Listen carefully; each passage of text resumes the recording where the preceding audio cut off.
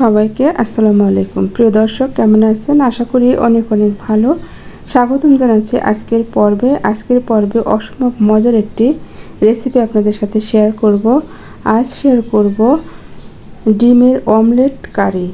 এই ডিমের অমলেট কারি খেতে এতটাই সুস্বাদু, মাছ মাংসের চেয়ে এর স্বাদ কোনো গুণে কম নয়। তো বন্ধুরা, কথা না বাড়িয়ে চলে যাব মূল রেসিপিতে। একটি লাইক দিয়ে ভিডিওটি দেখার অনুরোধ করছি। যদি ভালো লাগে আমার চ্যানেলটিকে সাবস্ক্রাইব করার অনুরোধ রইল। লাইক, কমেন্ট, শেয়ার করে পাশে থাকলে কৃতজ্ঞ থাকব। তো এবার মূল রেসিপিতে চলে যাব। এখানে আমি একটি মিক্সিং বল নিয়েছি। প্রথমে এর ভিতরে 3টি ডিম ভেঙে দেব। আমি এই রেসিপিতে 3টি ডিম দিয়ে করব। আপনারা চাইলে এর চেয়ে বেশি কিংবা কম ডিম দিয়েও কিন্তু তৈরি করতে পারেন। তো একে একে আমি 3টা ডিম বাটির ভিতরে ভেঙে দিলাম। আচ্ছা, এখন যা করতে হবে, দিয়ে দিলাম এর ভিতর স্বাদ মতো লবণ। এবার দিয়ে দেব টমেটো কুচি, দিয়ে দেব কাঁচামরিচ কুচি, এ পর্যায়ে দিয়ে দেব পেঁয়াজ কুচি, দিয়ে দেব ধনিয়া পাতা কুচি। এখন দেব হাফ চা চামচের কম মরিচ গুঁড়া, হাফ চা চামচের কম হলুদ গুঁড়া। এখন একটি কাঁটা চামচের সাহায্যে খুব ভালো করে বিট করে নেব।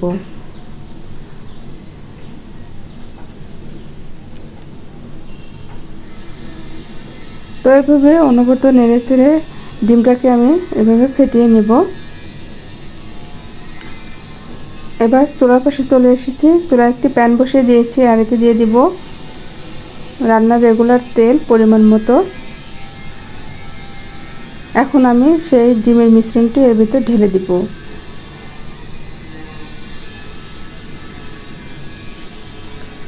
ডিমটাকে আমি এভাবে নেড়ে চেড়ে স্প্রেড করে নেব।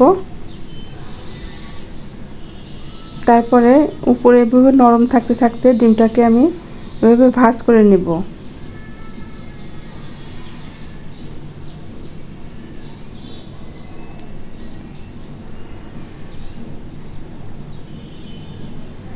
এপিট ওপিট ভালো করে ভাজার পরে এখন এটাকে আমি পিস পিস করে কেটে নেব।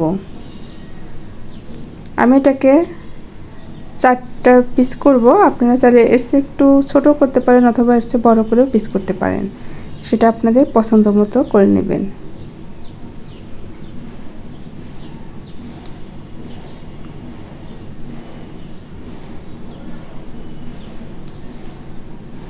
তো এটা তৈরি করা হয়ে গেছে। এখন আমি এগুলোকে নামিয়ে নেব।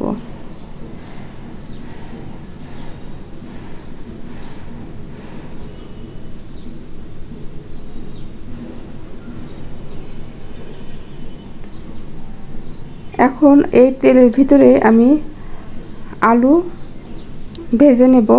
আলুগুলোকে আমি টুকরা টুকরা করে এভাবে কেটে নিয়েছি। হলুদ লবণ ছাড়াই এই আলুগুলোকে আমি ভেজে নেব। লবণ দিলে আলু থেকে পানি উঠবে, তাই আমি হলুদ কিংবা লবণ কোনোটাই দেব না, শুধু তেলে এই আলুগুলোকে ভেজে নিলাম। চুলায় আর একটি প্যান বসিয়ে দিয়েছি। এর ভিতরে দিলাম পরিমাণ মতো রান্নার রেগুলার তেল। তেলটা গরম হওয়ার জন্য অপেক্ষা করতে হবে। তেলটা গরম হয়েছে। এখন এর ভিতরে আমি দিয়ে দিলাম 2টা পেঁয়াজ কুচি। পেঁয়াজটাকে হালকা করে নেড়ে চেড়ে ব্রাউন কালার করে ভেজে নিতে হবে।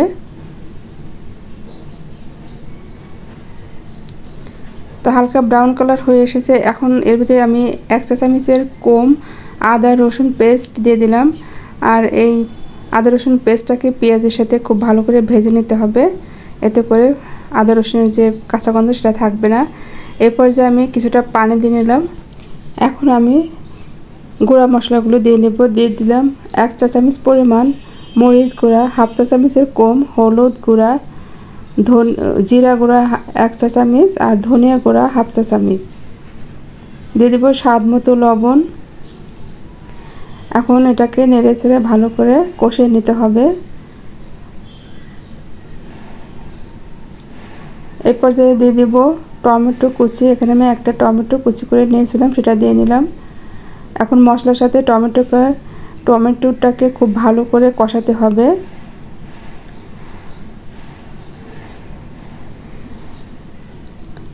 অনবরত নেড়েচেড়ে মশলা কষাতে হবে, খেয়াল রাখতে হবে মশলা যেন পুড়ে না যায়। কষানো হয়ে গেছে, এখন আমি সে ভেজে রাখা আলুগুলো দিয়ে নিলাম।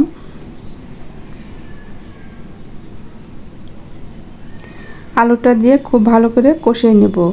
কষানো হয়ে গেছে, এখন আমি পরিমাণ মতো পানি দিয়ে দিলাম। পানিটা দিয়ে ঢাকনা দিয়ে ঢেকে দেব কিছুক্ষণ রান্না করে। এর ভিতরে এই যে তরকারির ঝোলটা যখন বলক আসবে তখন আমি সেই ডিমের অমলেটগুলো দিয়ে দেব।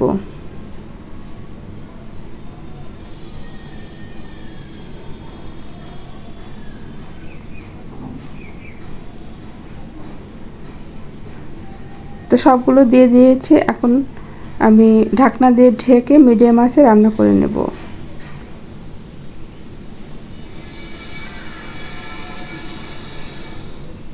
এরপরে দিয়ে দিলাম 3টা কাঁচামরিচ, মাঝখান থেকে ফেলে দিয়েছি।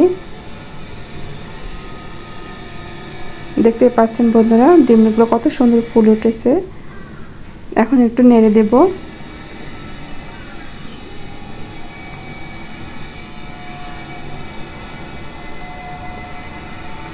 উল্টে পাল্টে নেড়ে দেওয়ার পরে আবার ঢাকনা দিয়ে ঢেকে আরও 5 মিনিটের মতো রান্না করে নেব। মিডিয়াম আঁচে রান্না করতে হবে। তো আমার রান্নাটা কিন্তু প্রায় শেষের দিকে।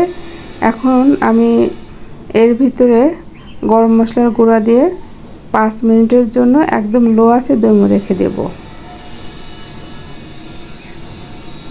হাফ চা চামচের কম গরম মশলার গুঁড়া দিয়ে দিলাম।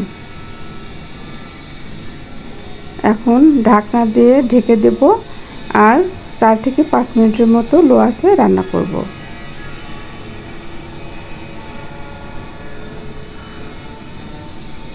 তো এ পর্যায়ে কিন্তু আমার রান্নাটা পুরোপুরি কমপ্লিট। এখন আমি নামিয়ে পরিবেশন করব। তো বন্ধুরা দেখতেই পাচ্ছেন কতটা লোভনীয় হয়েছে। এটা দেখতে যেমন লোভনীয় হয়, খেতে কিন্তু আরও সুস্বাদু হয়। আপনারা অবশ্যই বাসায় একবার ট্রাই করে খেয়ে দেখবেন। মাছ মাংসের চেয়ে এর স্বাদ কিন্তু আরও দ্বিগুণ। তো বন্ধুরা আমার ভিডিও কেমন লাগলো কমেন্ট করে জানাবেন। আজকের মতো এখানেই বিদায় নিচ্ছি। চলে আসবো আবার নতুন কোনো রেসিপি নিয়ে। আপনাদের জন্য অনেক অনেক দোয়ার ভালোবাসা রইল। আমার জন্য দোয়া করবেন। ভালো থাকবেন, সুস্থ থাকবেন। আল্লাহ হাফেজ।